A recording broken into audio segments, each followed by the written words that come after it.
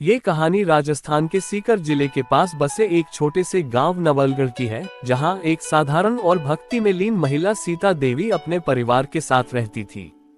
उसका जीवन संघर्षों से भरा था, लेकिन उसके मन में खाटू श्याम बाबा के प्रति अटूट आस्था थी। उसके पति गोपाल दिन रात मेहनत करते, खेतों में मजदूरी करके किसी तरह परिवार का खर्च चलाते थे।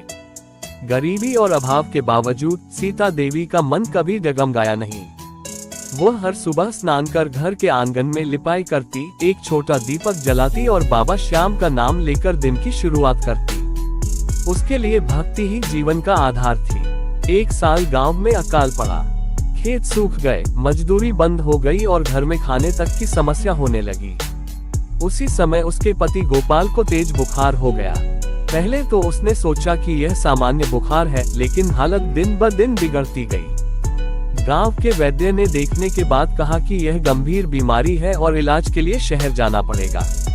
ये सुनकर सीता देवी के पैरों तले जमीन खिसक गई। घर में पैसे नहीं थे, बेचने के लिए कुछ बचा नहीं था। उसने एक एक चीज सोचकर देखी, लेकिन कोई उपाय नहीं मिला। उस रात वह बाबा श्याम की मूर्ति के सामने बैठ गई और आंसुओं में डूबकर बोली, हे मेरे बाबा, अगर सच्ची भक्ति का कोई मूल्य है तो मेरे पति को बचा लो। मैं हर साल आपके दरबार जरूर आऊंगी। वह रोते रोते थककर सो गई। सुबह जब उसकी नींद खुली तो दरवाजे पर एक छोटा सा थैला रखा था। पहले तो उसे लगा किसी पड़ोसी ने गलती से रख दिया होगा, लेकिन जब उसने थैला खोला तो अंदर कुछ पैसे और एक पर्ची थी। पर्ची पर लिखा था, श्याम सब देख रहा है, भरोसा बनाए रखो। सीता देवी की आंखों में आंसू भर आए।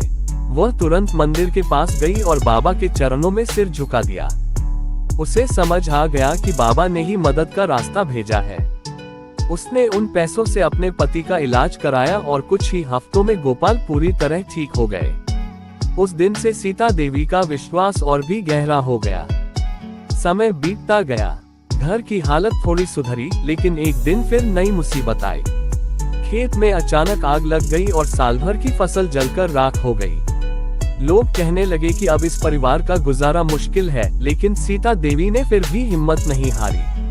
उसने मुस्कुराते हुए कहा, बाबा की मर्जी के बिना पत्ता भी नहीं हिलता। जो हुआ है उसमें भी कुछ अच्छा ही होगा। कुछ दिनों बाद एक व्यापारी गांव में आया, जिसे अपने खेतों के लिए मजदूरों की जरूरत थी। गोपाल को वहां काम मिल गया और इतना अच्छा वेतन मिला कि वह पहले से भी बेहतर जीवन जीने लगे। उस व्यापारी ने ही बाद में उन्हें अपने खेत किराए पर दे दिए।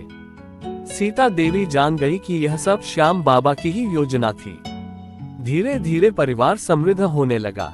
उन्होंने घर की मरम्मत कराए, बच्चों को पढ़ाई के लिए शहर भेजा और हर साल फाल्गुन मेला में बाबा के दरबार जाने की प्रतिज्ञा निभाने लगे।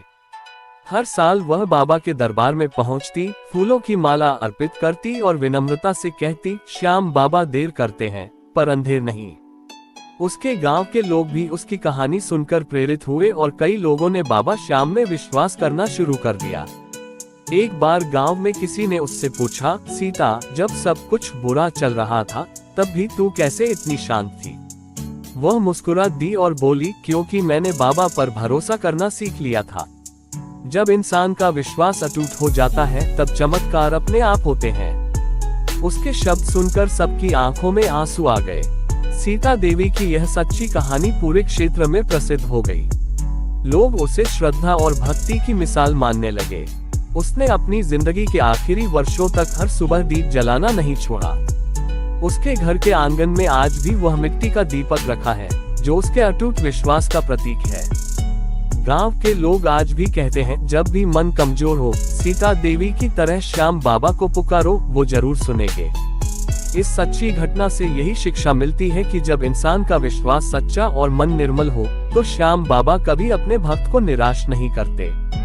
वे चाहे परीक्षा में डालें, पर अंत में वही रास्ता दिखाते हैं जो कल्याण का होता है।